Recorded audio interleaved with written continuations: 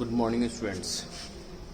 12th class बेटा, आज हम जो कल वर्क कंपनसेशन हमने रिज़र्व की एंट्रीज़ की थी उसको आज हम उस केसेस के अकॉर्डिंग, उस कंडीशंस के अकॉर्डिंग एक क्वेश्चन सॉल्व करके आपको बताएंगे कि वो कंडीशंस क्या हैं और उन कंडीशंस में आप किस किस एंट्री को ट्रांसफ़र कर सकते हो। तो यहाँ पर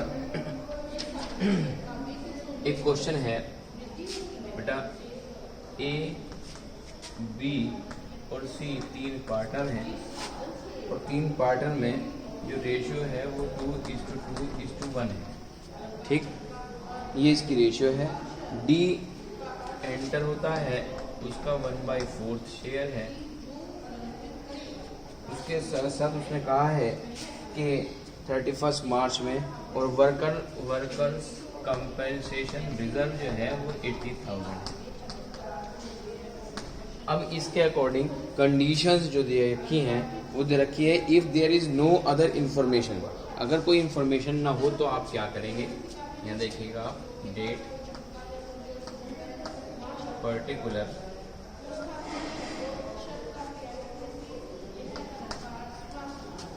LF, अमाउंट और फिर अमाउंट, ये आप देखिएगा।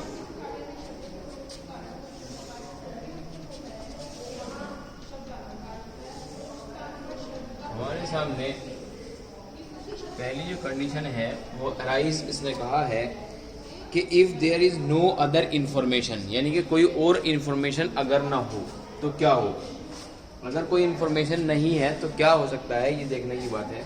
तो यहाँ पर फर्स्ट केस आपका अराइज है, if no information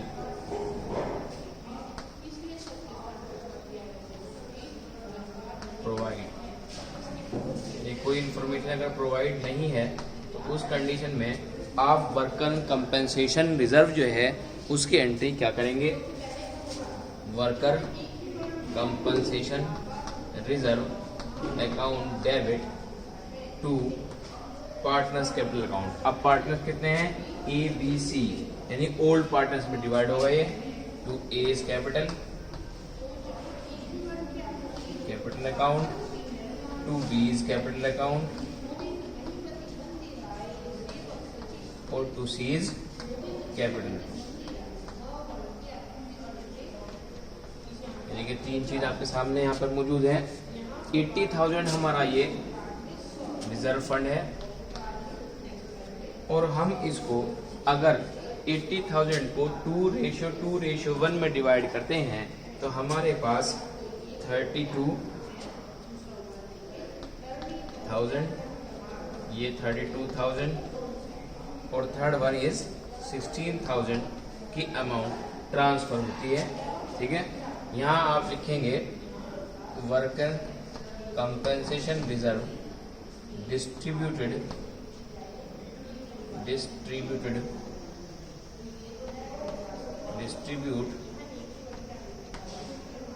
among old partners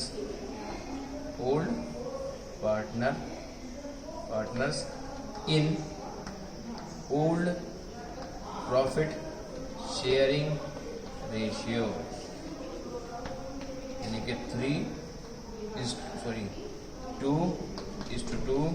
2:1 में आप यहाँ पर इसे डिवाइड कर सकते हैं। तो ये कंडीशन वो थी कि जब वर्कर कंपेंसेशन का जो रिजर्व है उसके बारे में कोई इंफॉर्मेशन प्रोवाइड नहीं है, उस कंडीशन में आपने ट्रांसफ़र किया था। उसके बाद सेकंड केस है, ये केस 1 है, केस 1। अब हम सेकंड कंडीशन यानी केस 2 की बात करते हैं।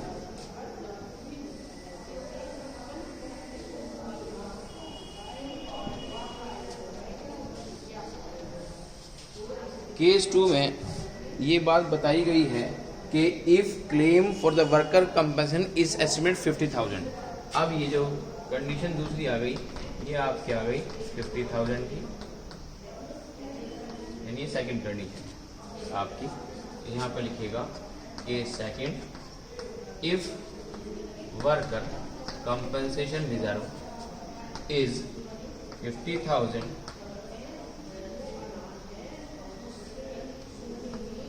अब इस कंडीशन में आप क्या एंट्री करेंगे?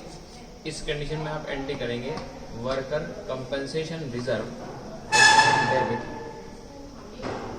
Account debit to provision for worker compensation claim account debit to जितने भी पार्टनर्स हैं उनकी रेशियो, यानी कि आपका ए पार्टनर इज कैपिटल तो A is capital account, to B is capital account to B is capital account, to C is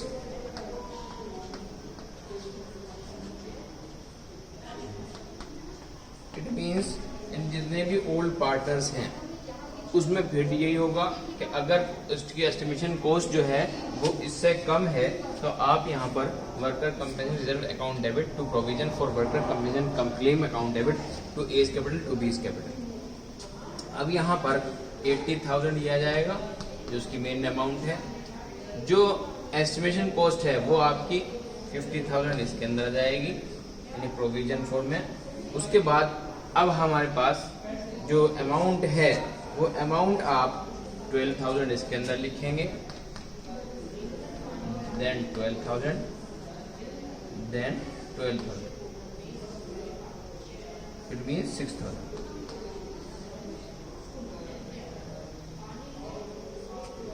it means ये जो डिवाइड हुई है 12,000 12,000 12,000 ये आपकी 80,000 में से जो एस्टिमेशन कॉस्ट थी 50,000 इसको माइनस करके हमारे पास जो आया है 30,000 उसे आप 2:2:1 की रेशियो में डिवाइड करेंगे। अब हमारे पास केस थर्ड स्टार्ट होता है।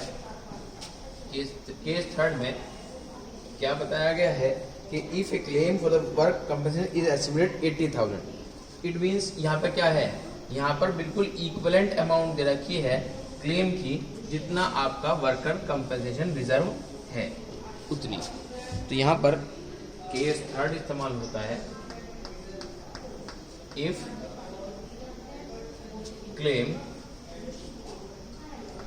Of worker compensation is 80,000। क्या कंडीशन है भाई, यानी कि जो क्लेम किया गया है वो बिल्कुल वर्कर कंपनसेशन रिजर्व के ही अकॉर्डिंग किया गया है, यानी कि उसके इक्विवेलेंट किया गया है। उस कंडीशन में आप यहाँ पर एंट्री करेंगे worker compensation reserve account debit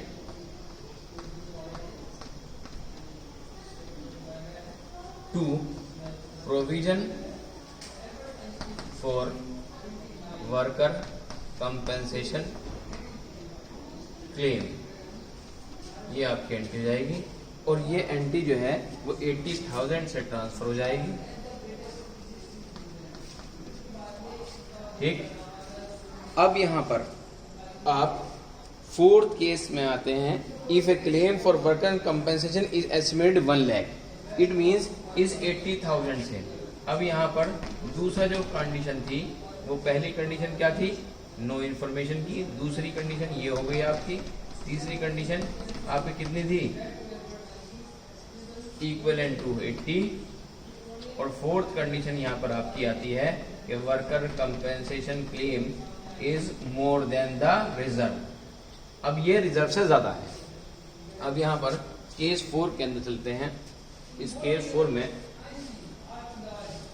ये आपका लास्ट केस है।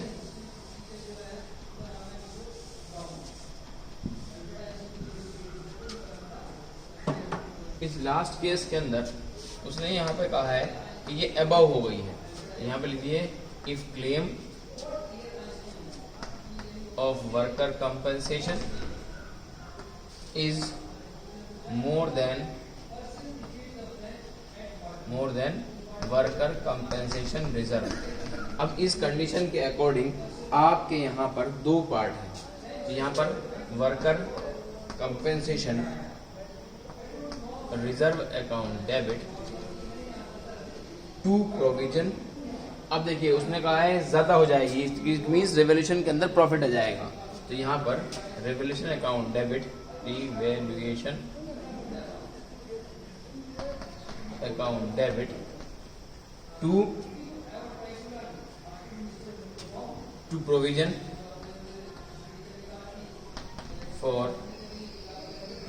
For worker compensation claim account. अब यहाँ पर ये बात देखने की है कि हमारे पास 80,000 तो आपका वर्कर कंपेंसेशन रिजर्व है ही जो दे रखा है, लेकिन यहाँ पे 1 लाख है। इट मीन्स ये आपका जो प्रोविजन आया है वो 1 लाख है। इट मीन्स 20,000 का जो उसको प्रॉफिट हो रहा है वो रिवैल्यूएशन अकाउंट के अंदर ट्रांसफर कर दिया जाएगा।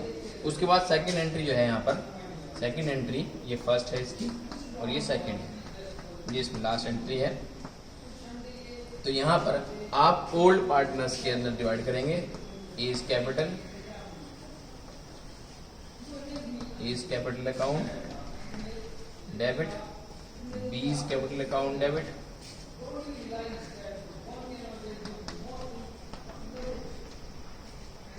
सी इज कैपिटल अकाउंट डेबिट,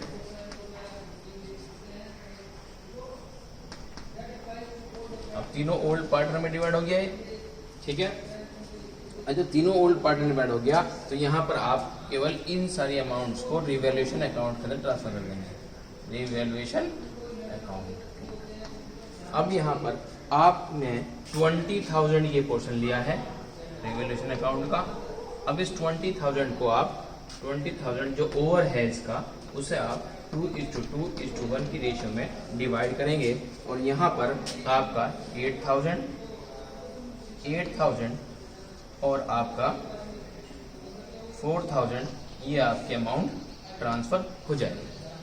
तो इस कंडीशन से हमने ये देखा है कि चारों कंडीशन के अकॉर्डिंग हमने वर्कर कंपेंसेशन का जो क्लेम है उसको वर्कर कंपेंसेशन रिजर्व से कंपैरिजन किया। पहली कंडीशन में नो इन्फॉर्मेशन थी, दूसरी कंडीशन में उसकी एस्टिमेशन कॉस्ट डाउन जा रही थी, ठीक है, डिक्रीज हो रही थी, तीसरी में इक्वल हुई और फोर्थ कंडीशन में उसका ओवर हुआ। देखिए यहाँ पर आपका 1 लाख हो गया 80,000 से। तो यहाँ पर 2 कंडीशन अराइज हो गई फोर्थ पॉइंट में। ऐसे ही first condition, second condition, third condition में भी एंट्रियां अलग अलग हुई। आप इस क्वेश्चन को कैरी कर सकते हैं।